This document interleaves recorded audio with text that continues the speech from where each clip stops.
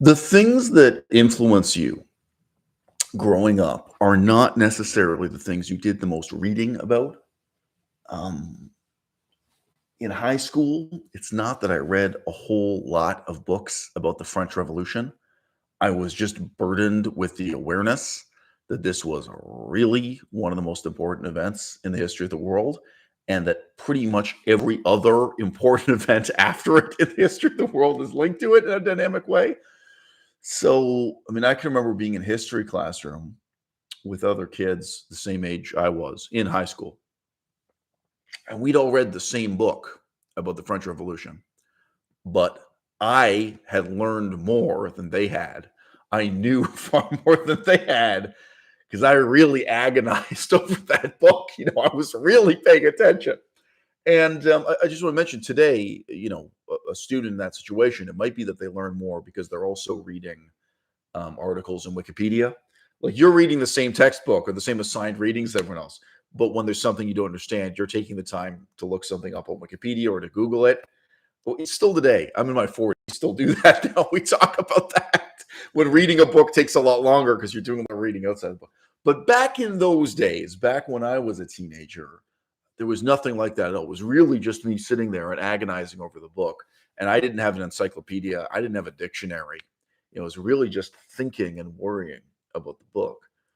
And in this way, I worried my way into wisdom at an earlier age than some of my more carefree friends and colleagues.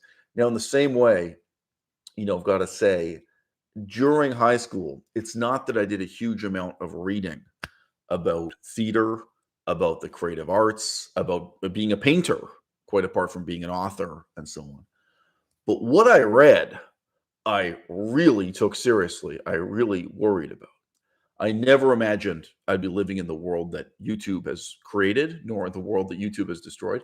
I didn't think I would be earning my living or expressing myself or trying to influence the world politically with my face and my voice in this way. None of this did I imagine. What I had in mind for myself was that I was going to struggle to walk the same ancient narrow path that all these other authors and creative people had walked for centuries before me. And that's a path primarily dominated by the written word, by what you can publish. But then secondarily, there was this strange and important role for working with others. Look at the life of a guy like Bertolt Brecht. Can you get together 5, 10 people who want to perform the play you've written, who want to perform the script you've written, that the life of the mind and getting noticed and mattering, making your words matter as an author meant working together with groups of people that way. I'm not telling you that during high school I read a huge stack of books on this. I didn't. But every word I read, I really agonized over. And I saw how it applied to me, and I saw how it applied to my situation. And just in the autobiographies of these authors I was reading, sometimes also like the short biography at the front of a book or at the end of the book written by another author for really famous and accomplished authors. That's often the case, whether as an introduction or someone else has written a short biography that's included with the book, telling you, in almost all cases, the brilliance and accomplishments of these people were already demonstrated while they were in high school. So I'm reading about these people, and it's like, yeah, they started their own small magazine while they were in high school. And I was looking around and talking to my friends about doing this. Whether it was that they started their own magazine, started their own small newspaper, started publishing collections of poetry, or started writing and performing plays. I can't remember an example of someone doing stand-up comedy or one-man shows. I mean, that's been the fashion since really the 1980s in the Western world. That's obviously an easier thing you can do while you're still in high school. But I'm looking at these examples of brilliant and highly accomplished people, what they had already done in high school. A lot of them never went to university, right? But of those who went to university, what they were already publishing and accomplishing while they're in university. And I realized there's a social dimension of this. Like I realized I've got to cooperate with other people. I can't just publish and write the entire magazine from cover to cover myself. And I'm looking around at my colleagues and contemporaries, and I'm like, okay, why does nobody else have the same kind of ambition I have? Many years later, I had a girlfriend, and she's referred to consistently on this channel as my blonde ex-girlfriend. Probably those of you who are real fans of the channel have already Googled around and figured out who this is, but it doesn't matter. She was an aspiring painter at the time, and as far as I know, she's still an aspiring painter now, which is to say she's accomplished nothing. But, I had many conversations with her about art and painting, the life of an artist and the career of an artist and what goes into it, that made me aware of how much I knew about that compared to the average person who'd never taken an interest in it, while I'd never considered that career path for myself. Now, if you know who my parents are, it's kind of obvious. I grew up around that stuff. I grew up meeting and speaking to accomplished artists, painters, sculptors, and so on. And both of my parents were gallerists in 21st century parlance. They were involved with being the curators of museums and art galleries their whole lives. And the term they preferred to use themselves was being the planners of museums. But they were involved in the museum and art gallery world really their whole lives. Again, actually, I didn't even think of this. But, my mother is an example of someone who was already writing newspaper articles in high school, right? So, sorry. I genuinely didn't think of that until this moment. I don't think of my mother as a model for emulation that way. But sure, she also would have been someone who was already making it happen and making a name for herself in high school and then in her university years. And you know how that turned out.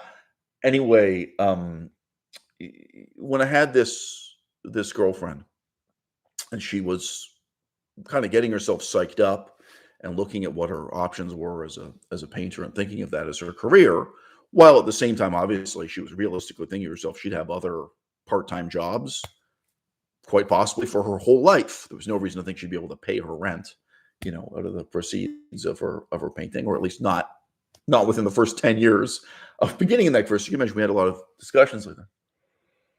And one of the things I said to her that seemed to me so obvious, it seemed to me something everybody knew, and that she was really shocked by. And I think I said this to her one day when we were at an art gallery. And I said, "Oh yeah, this guy, whoever it was, and well, yeah, he could have been a great artist, but he got trapped with the success of his own technique. Like he struck on a technique that was successful, and then he kept doing it again and again.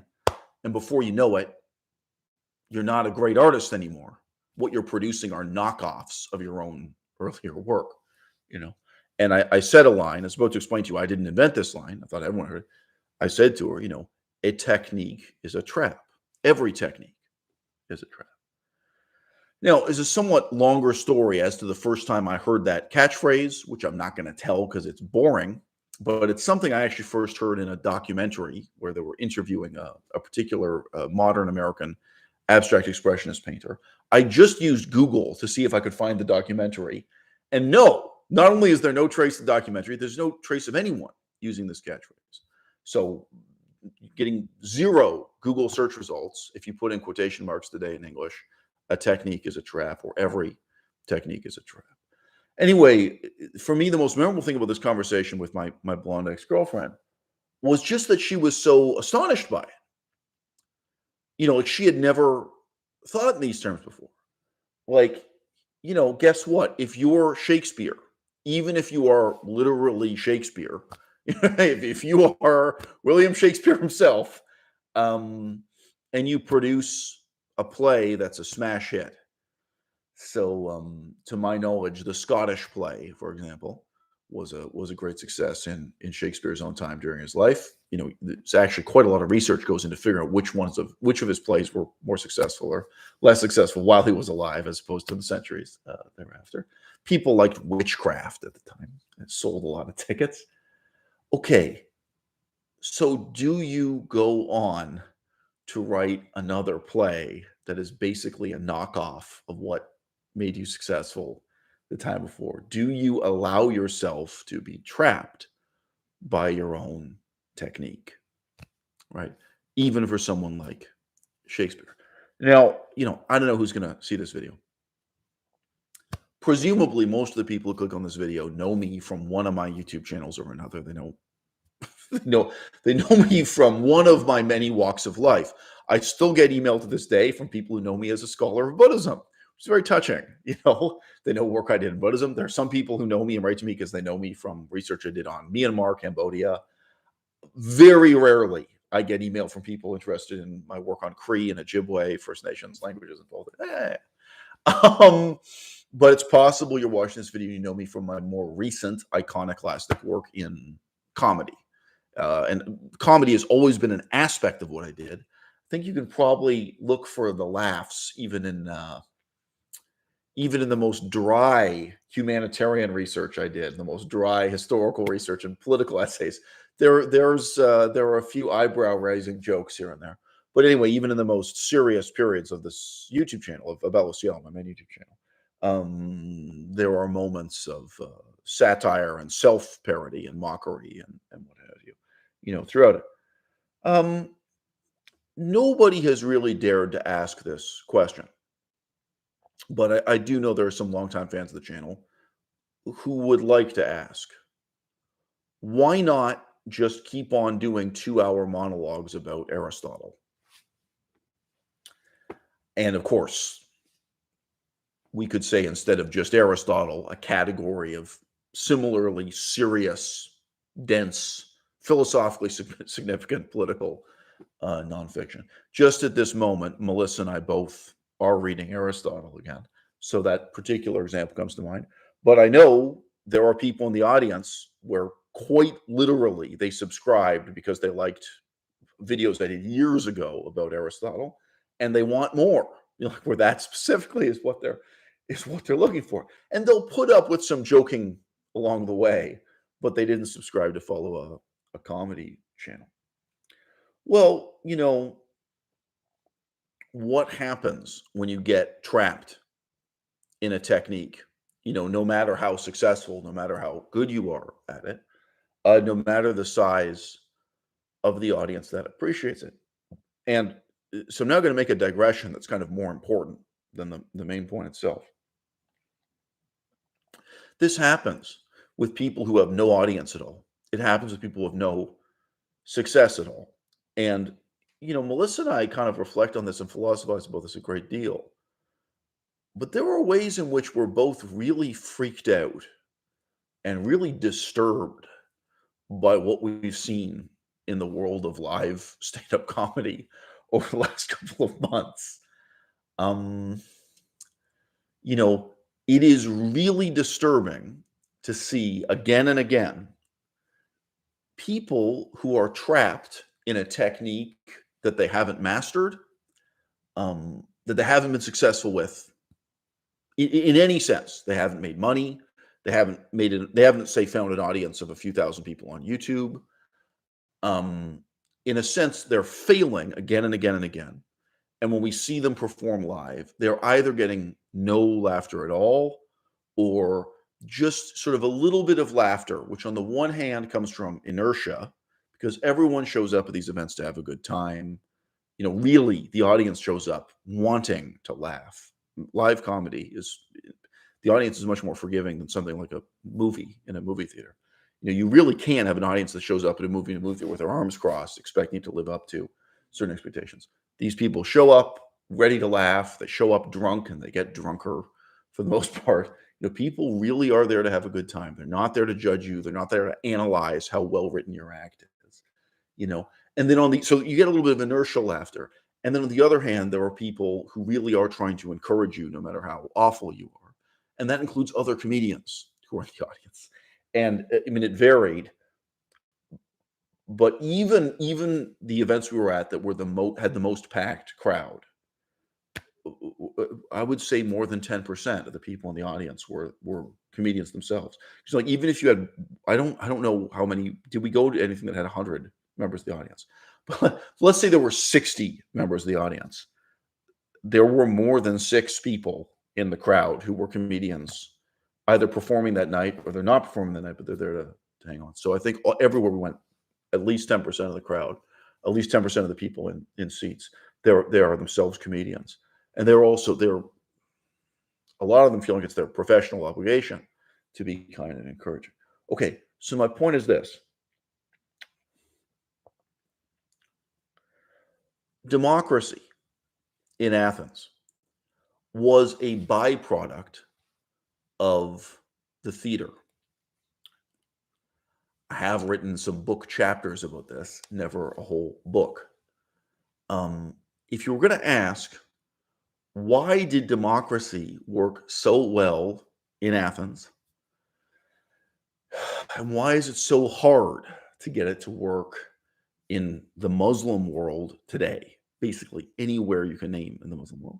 And why didn't it originate and flourish centuries ago in the Muslim world? Or why didn't any of these countries in the Muslim world simply appropriate, the best elements of democracy and then, interpret and adapt them and make them work in the Muslim world? Why is it that the transmission of democracy across cultural contexts is so difficult and so often unsuccessful? Now,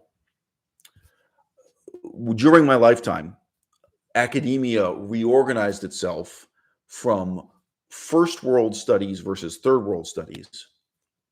This was rephrased to be the global north and the global south. Terminology I find completely hilarious, because I hate to tell you this, but Australia is further south than Cambodia. So, but for whatever reason, it's become polite left-wing parlance to talk about the global north versus the global south, with basically the global south meaning countries that remain mired in poverty, no matter how far north they are or how far south they are. Okay. I recently did a lot of research on basically the history of the United States of America, the culture of the United States of America, and especially around the time of the American Revolution and the writing of the Constitution. So the century leading up to that, you could say, and a few decades after those events. Now,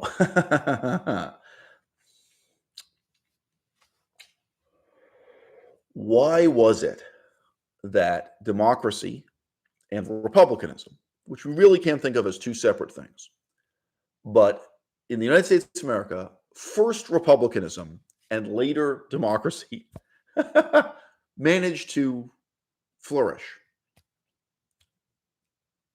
Not in France. Right? The timelines overlap tremendously, right? Over a longer timeline, say, well, eventually the French got around to making democracy work. Yeah, eventually. It's true. How about South America? How about Mexico, Colombia, Brazil, Chile, so on and so forth? Now, again, these are not countries that have zero democracy. This is not as stark a contrast as when you're looking at Saudi Arabia, so on and so forth, right? I think anyone who really has looked at the history would sooner or later, in whatever polite language, say, you know what?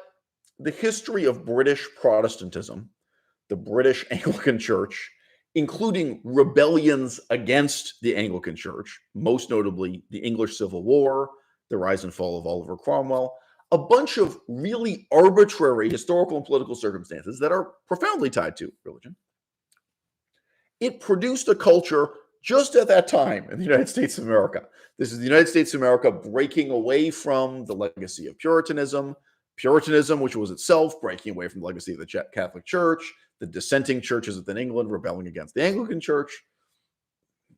Kind of very multipolar, multivalent period in English-speaking Christianity. The very, chaos and barbarism of Christianity as exists in the British Empire just at that time. It really was compatible with democracy in a way that Catholicism was not. In France, in Spain, in Italy, and in the colonies, of Catholic powers like Spain, that would subsequently become Mexico, Colombia, Brazil, Cuba. It's a great example. So, this is a very, very subtle cultural distinction, right? The Anglican Church versus the Catholic. And yet, again, if you're serious about the history of democracy, serious about the history of republicanism, it's tremendous. Well, when you really look back seriously at what made democracy work in Athens and almost nowhere else. You know, I've, shout out to Crete. You know, shout out to Boeotia. Like there were a few other Greek city-states around. Don't get me wrong. And to what extent with, but why do you think ancient Egypt, right next door, in constant cultural contact with Greece, why do you think the Egyptians could never really, adopt and adapt what was useful about republicanism and democracy in Egypt? Right? Carthage, same question. I'm just saying they were surrounded by these other civilizations that were in constant contact with them, and that really never managed to pull it off. Well, the element I want to point to is theater. When the Greeks went to see theater, they sat in judgment. Theater for them was a competitive sport. Comedy for them was a competitive sport. And the audience would vote to decide the winners and the losers. If you look at the configuration and the process of an audience sitting in these seats and listening to, let's just say comedy to make it short, it's the same with tragedy, but comedy, tragedy, etc. Sitting there and listening to the comedians perform and then voting at the end of the show. Compare that to the way they organized and conducted a court trial. It's identical. You would have various actors stand up and give prepared speeches that were very dramatic. Many of them, frankly, more than 100, many dozens at least of those speeches we still have. I think safely over 100 from ancient Greece, where you can read exactly what they performed. They'd stand there and give these very dramatic and moving lectures. They would have witness testimony, but for the most part, it was the role of the orator as an actor to stand there and give this performance and to try to move the audience. And in addition to, the lectures where we have verbatim what they performed in a court of law, right? And by the way, part of the reason why these survived was not just they were written down, they were memorized and recited. The same way the Greeks memorized and recited songs, they memorized and recited hit Broadway musicals, hit shows, whether they were comedy or tragedy. They memorized a lot of poetry, both serious tragic poetry and comedic poetry. And people memorized and recited great speeches that have been given in court trials also in order to improve their own powers of oration, their own ability to participate in democracy itself, in order to become well-spoken, to be able to stand up at City Hall, stand up at the Pnyx, right, and give their own speeches and debate the fate of the nation, so to speak, in order to participate in democracy. That motivated them to do this. Let me say this is one of the reasons why these speeches survived history, was that they weren't just performed once. They were studied and recited, so on and so forth. Look at the way a trial goes, whether it's a trial for a crime like murder or it's two people suing each other, to settle a financial dispute. It is identical to the theater. When people were going to the theater, they were rehearsing the same culture and procedure of democracy that they were exercising when they were at court, being in the audience and sitting in judgment over the speeches given at a trial. And it does not take much of a leap to see the extent to which what they were doing in the formal direct democracy itself. At the Pnyx, it's not a parliament. It's really kind of insulting to Greek democracy to call it a parliament. But likewise, when they sat in judgment at the Pnyx, when they were sitting and hearing the performances and voting on it, right? This is very much the same culture.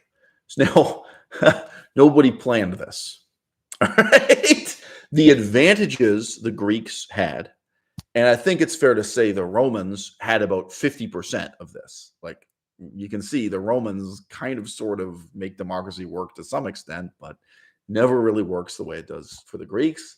Whether it's 60-40 or 50-50, I'm not using a number. The Romans are part of the way there, but they're not. They never really get all the way there. They never managed to quite make work what did work seemingly effortlessly in Athens and other Greek city-states. But still, credit where it's due. In the Roman Republic period, The Romans get some things right, and then, as you know, as history goes on, it gets worse and worse. Um, Nobody intentionally contrived the culture of the Greek theater, the culture of the Greek comedy, or the culture of Greek Olympic sports, which is very much the same sort of thing, in order to foster a culture of direct democracy. Nobody planned it that way. Well, guess what? All the people who fought and died in the English Civil War, the people who fought and died to make Oliver Cromwell the dictator and to literally kill the king, none of them could have foreseen, the culture they were creating that really would likewise foster American democracy, American republicanism.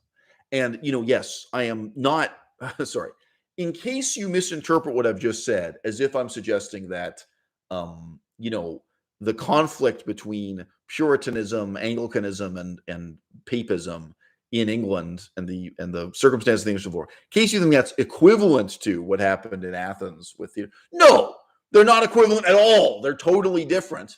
And that's why American democracy is so profoundly different and alien from what they had in Athens. This is a contrast. It's not a parallelism. I'm not asserting these two things are alike. Well, my point is, in any of these circumstances, what is the prerequisite cultural development to take the next step towards democracy, even if it is only a partial democracy or a form of republicanism that has democratic elements? What do you need to take that step, right? Athens had it. Ancient Egypt did not. Persia did not, right? So on and so forth. And you can go forward many centuries. I'm sorry, the Ottoman Empire still exists during the French Revolution, right? Do you think anyone in the Ottoman Empire included Egypt at that time, do you think anyone in Egypt was prepared to, again, adapt and adopt the elements of republicanism and democracy? Hilariously, there's an account from an Egyptian perspective written when Napoleon goes to Egypt. And Napoleon is dead-face serious, preaching the virtues of republicanism through a translator. He's preaching republicanism to these Egyptian people. And we have recorded in writing the perspective of an Egyptian scholar who was there. And like most of these guys, of course, he's deeply steeped in Islamic scholarship, but he doesn't only know Islamic scholarship. And he's written down, again, I don't know if there's notes taken at the moment or he went back to his desk and said, republic. He means something like Plato's Republic. Because they knew those ancient Greek texts. Quite possibly they knew them in Arabic translation or with Arabic commentary. But he was familiar with Plato's Republic. So, okay, so this man has come from France to try to conquer Egypt, and he's promising us that if he liberates us from the Ottoman Empire and the Mamluks, then, we'll have something like the Republic in Plato's Republic. Okay. So my point is, these are many, many centuries apart. Well, back when Aristotle was walking the streets of Athens, there was something culturally correct, the preconditions for democracy in Athens. And it was absent in Egypt. Okay, go forward innumerable centuries. When Napoleon was walking the streets of Cairo, Egypt, there was something right, in the United States of America that was absent in Egypt. And again, France was maybe halfway there, right? France, they tried to have a democracy. They tried to have a republic for a time, and it fell apart, so on and so forth. Napoleon himself would be the death of democracy in France, in short. But still, the memory of what the French Revolution accomplished so briefly would haunt Europe for the century to come. And eventually, Europe would strive to catch up with the United States of America in this respect. Happy ending. Hashtag spoilers. Okay. If I lived in Egypt right now, and you ask me, why do you want to do comedy? This would be my answer. I want to create the cultural prerequisites so that we can have democracy. That's my answer. If I lived in France today, I can say pretty much the same thing, right? If I lived in the United States, if I lived in Canada, right? I think you guys know I do not regard Canada as a democracy today. My book is dripping with scorn for the political system we have in Canada. But of course, obviously, the situation in Canada is many steps better than the situation today in Egypt, and the situation in Egypt is many steps better than the situation in Saudi Arabia. And it's a very, very hard question. But I mean, guys, I don't know. Some of you know China, some of you don't. What would I do if I were living in China, communist China? I'm just being honest. I think it's impossible. I mean, comedy they are not comfortable with. It would not be possible for me to do political comedy. It would not be possible for me in China to engage in the kind of project I'm talking about. Taking France as an example, you know, someone who just met me might say, well, what do you mean you want to create the culture of democracy or a culture for democracy? We already have democracy. Obviously, a lot of French people would respond that way. But people who would know me personally, whether they know me through YouTube or through my books or what have you, they wouldn't need to explain, oh, okay, yeah, you have a deeper idea of democracy and higher standards for democracy, and there's something else you're aiming at. But I think, as you guys know, frankly, secularism and atheism, and if you like, the progress of science, a more loaded phrase, this is still in the 21st century. This is inextricable from democracy. You can just ask, if you have a referendum today on male circumcision, do you know any country in the world where a referendum, straight plebiscite, 100% of the population votes, no conditions, where would more than 50% of people agree circumcision should be illegal? We should stop. Performed on babies, at least it should be illegal. If adults over 18 voluntarily want to do it, like as a cosmetic surgery, it's a separate question. But performing circumcision on babies. So this is an unbelievably simple question, right? Like, so who will vote to continue the barbarity of the Dark Ages forever, and who will stand up to oppose it? Well, so right away, we just have a very easy, palpable example of how democracy becomes meaningless if you're living in a culture where the majority of people are beholden to graven idols, shall we say. They believe in ghosts, they believe in yetis, or what have you. And indeed, that is probably the single most important reason why in every era there is a tension between democracy and republicanism. Within a republic, you can have a vote on an issue, and you can only let people who are medical doctors vote. So medical doctors have a certain level of education, a certain level of experience, a certain level of erudition within a very narrow field. Do you know any country anywhere in the world today where more than 50% of medical doctors would vote to abolish circumcision? I'm sorry, but on any of these issues, any of the issues that seem so obvious to me, and frankly to my small but extremely cynical audience, if you look into it, you may be appalled at just how ignorant and selfish and stupid and short-sighted and evil medical doctors are in your culture, in my culture, around the world. It's not like you can easily point to some kind of more highly educated class where if you restrict voting on certain issues, like, for example, if you restrict voting on medical issues to people with medical university degrees, that you're going to get more positive outcomes. You might get much worse outcomes. What percentage of medical doctors believe Prozac is bad for you?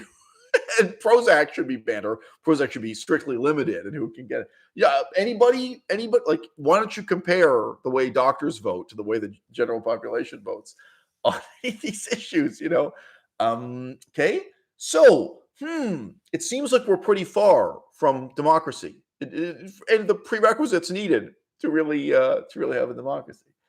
And, once you get into questions of war and peace, questions where there are really huge consequences immediately for the decisions that people are making. It's terrifying. It's terrifying to think of the population we have today and the culture we have today having more democracy, but it shouldn't be. Who's going to change it? How is it going to change? Right? Again, I'm not going to digress into a lengthy monologue about this. I think all of my books are kind of constantly hinting at this without necessarily giving you a direct answer. There is more than one way for it to change. But I'm telling you, being in the circumstances I'm in now, I'm engaging in cultural production in the pursuit of that change. Okay, so I return to the major theme and premise of this video. We've just seen a tremendous number of stand-up comedians.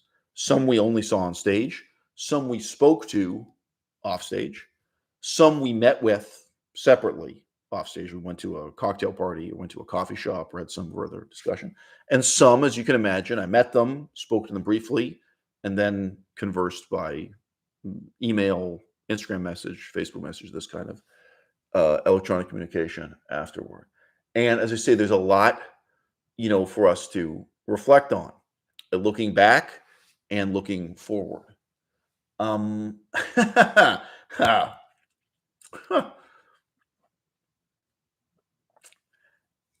If you knew someone who had composed just one hit song, and this one hit song had made them $1 million, you might sympathize. You might sympathize with the fact that ever after they kept on trying to record the same song again and again and again. It's like, well, you had this one hit song, it made you rich, it made you somewhat famous, and then the rest of your career, as I say, a technique is a trap. You were trapped by the success of your own technique. Your new work, instead of being innovative, became derivative of your own precedent, of your own old work, right? You might also know someone who spends their whole life creating new work that's derivative of the Beatles. They never had a hit song, but they know the Beatles had hit songs, and they try again and again to make new music that is directly derived from, imitative of the Beatles. And in either case, you might know this musician, and they're running their hands through their hair, they're agonizing and saying to you, they don't understand it. They don't understand why they can't have another hit song like their own old hit song. Or there's someone who never had a hit song, and they say, I don't understand. I'm making this song today that's just as good as this song the Beatles made in 1972. Why can't my song be a hit and reach an audience and matter and so on, the same way this song from 1972 did, right?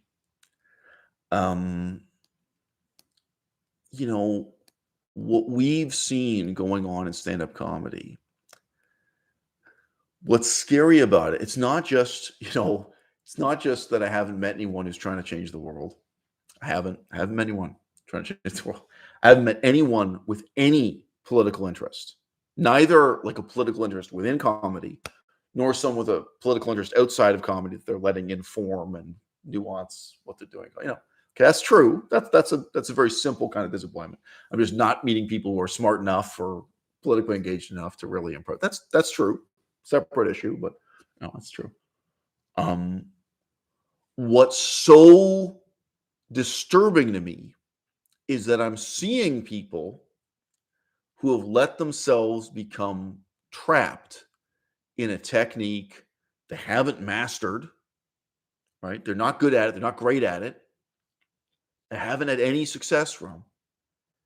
And a technique that on the one hand is utterly derivative of other people's work that's come before. Like it is hackneyed in the truest sense. What they're doing is derivative of what 100 other stand-up comedians have done before, what they've seen on HBO, what they've seen on Netflix, what they've seen other people doing. But this is why they can sustain it for 10 years or keep doing it for a lifetime. But at the same time, it utterly revolves around their own autobiography, the assertion of their own identity, and a peculiar kind of self-indulgence. So, a huge percentage of the material we've seen begins with I am statements. We saw one woman, it's just a very memorable example, and she began by explaining her medical diagnosis. She had a genetic disorder, and this genetic disorder is linked to certain kinds of mental problems. And then she has a therapist that she talks to about her mental problems that are rooted in this genetic disorder. And what I think the story was that her father had the same genetic disorder before her, right?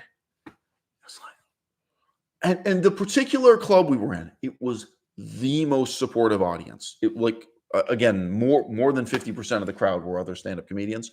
This is the most supportive, the most loving audience. If you just show up and try, everyone there is going to say good for you and be positive and encouraging.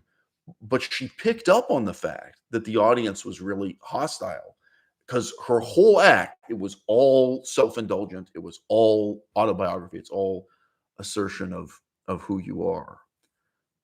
We saw at least 3 disabled comedians, including that one. 2 of the comedians we saw were severely disabled and in a wheelchair, but their disability was much greater than just being in a wheelchair. I'll leave it up to your imagination. And so all 3 of the disabled comedians we saw, their entire act was about their disability, and they were expecting, and I think they're also getting, a lot of like positive reinforcement and approval. So like what they're doing, again, on the one hand, it's self-indulgent. On the other hand, it's utterly derivative of other people's work. It's like you're a musician and you're imitating the Beatles.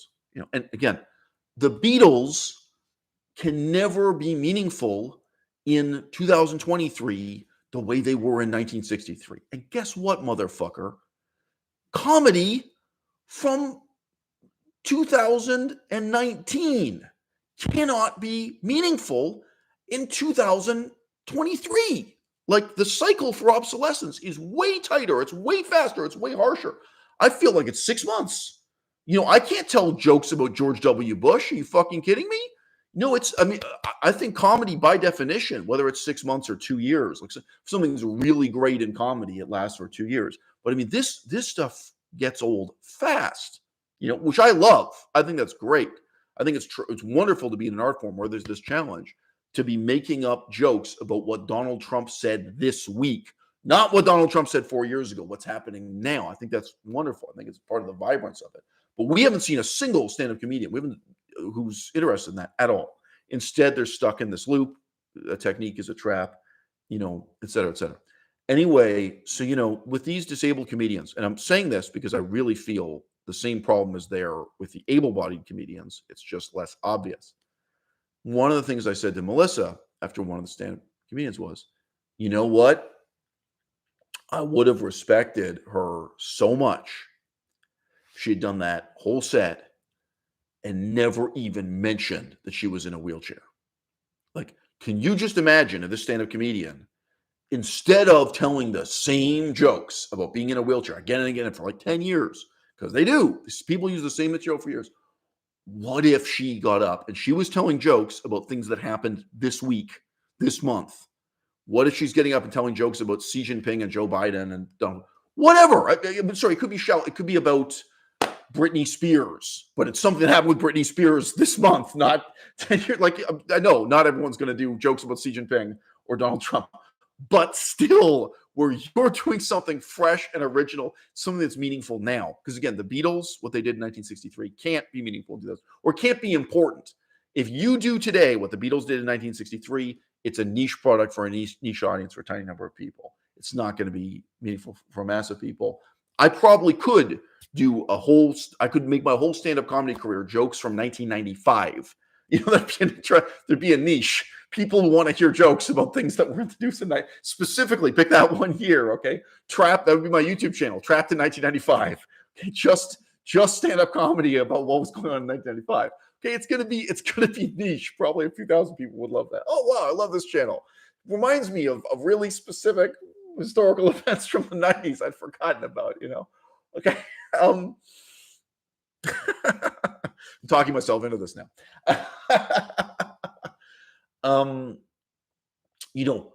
My point is this. It would have been so meaningful if this person in a wheelchair had done their whole set and never even mentioned it. But guess what? The beautiful blonde woman who obviously works out at the gym 5 days a week and does yoga and has nice breasts. Imagine if she did her whole set without mentioning she's a good-looking blonde woman who does yoga and has nice breasts. There were several really muscular guys we saw, whether they work out at the gym 5 days a week or 7 days or what, or they're on steroids or what. I think we saw a few different guys on steroids, to be honest with you. Whatever. This muscular guy, Imagine if his whole set wasn't about being a muscular guy, et cetera, et cetera. And a lot of it's about their own physical appearance, their own ethnicity, their own autobiography in this way. And, the culture of therapy, the culture created by Sigmund Freud, ultimately, culture of psychotherapy, therapy, etc. I know that these people think they're mining down to something deeper with this kind of comedy, this kind of autobiographical comedy, looking within, the same way they think that when they're talking to a therapist, they're mining down to something deeper, but they're wrong. All right. It's a completely false paradigm, right? It's as shallow as a striptease. That's what it is a psychological striptease. And as I've said about myself for years and recently, what I do isn't a striptease. It's nude. I start naked, I end naked. There's none of this bullshit. Whoever I am, it's there up front on page one. And now we're going to do something creative, departing from that. Okay. And then the other half of the equation, as I say, that's so bizarre to me is the extent to which a technique is a trap, and the whole field. I mean, imagine you had a friend who had spent years mastering jazz clarinet. I'm tempted to say jazz flute, actually. It doesn't matter, any of these. And you say to him, look, it doesn't matter how good you are at playing jazz with this instrument. You can never succeed. The year is 2023. So like the whole category of jazz music has collapsed and it's continuing to collapse, right? It's not that zero people on earth are interested in new jazz music. It's a small audience getting smaller.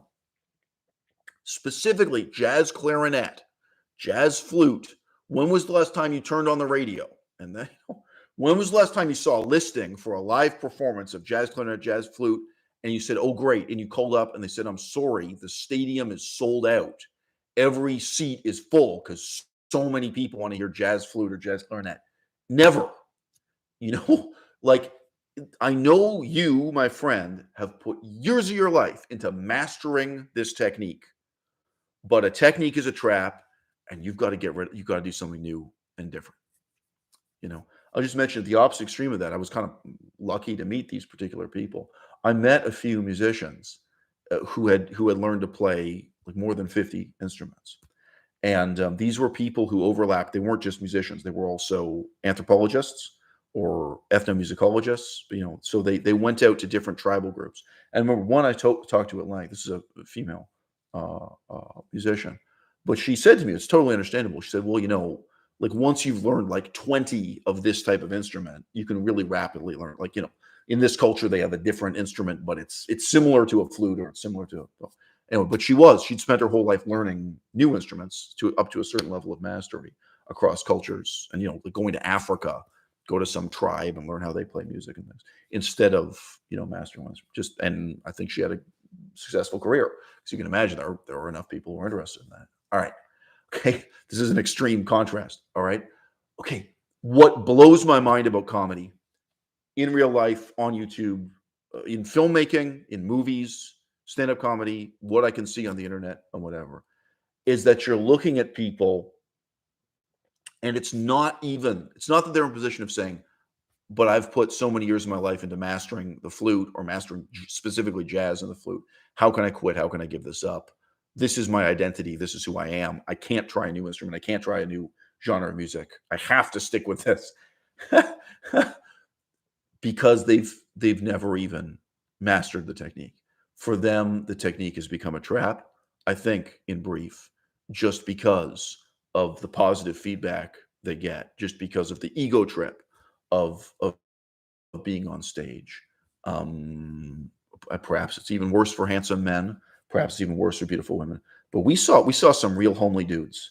We saw some guys, very unattractive, very out of shape guys wearing really brightly colored sneakers. I've got a lot of these male stand-up comics. They dress like crap, and then they wear really expensive, brightly colored Nike shoes, this kind of thing, running shoes. I don't know where they get that from. But even those guys, right, These guys have no charisma and no talent as stand-up comedians. No offense, it's true. Probably for them, even if it's just one woman a month that flirts with them, or one woman a month that's interested in sleeping with them, right? When they're on the road doing comedy, right? That's infinitely more than the amount of attention from women they would be getting if they weren't doing it.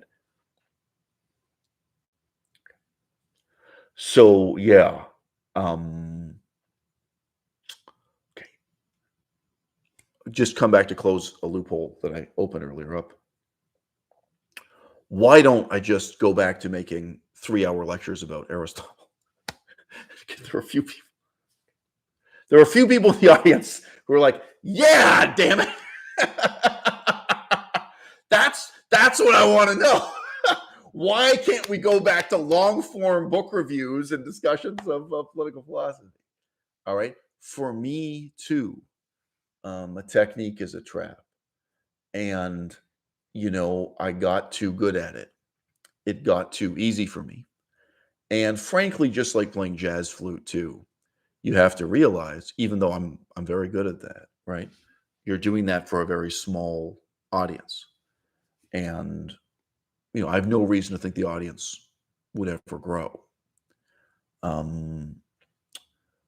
think there is a question of whether or not it's good for the audience. I don't know if you're a fan of a particular musician, for them to just create the same music again, the same comedian, for them to keep making derivative works, but it's not good for me. All right. So real briefly, we just recorded a duet. It got banned from YouTube. I assume it'll be uploaded about a week from now when I'm not banned anymore. All right. Just want to say, I start with a blank sheet of paper. I have no education in music. I know nothing about how to record a song or write a song. And super briefly, I had the concept for this song.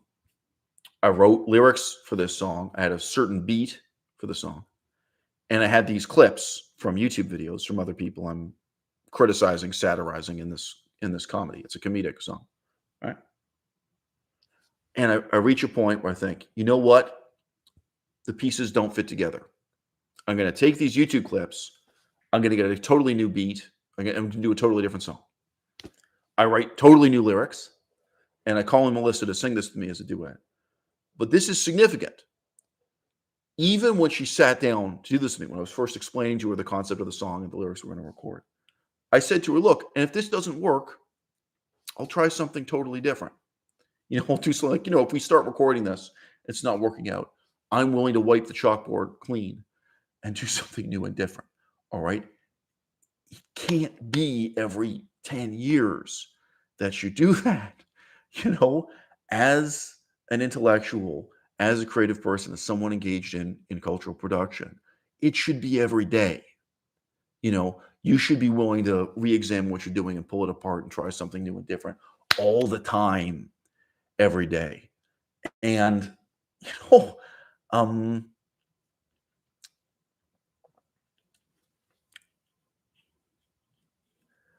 why was the TV show The Simpsons successful for as long as it was?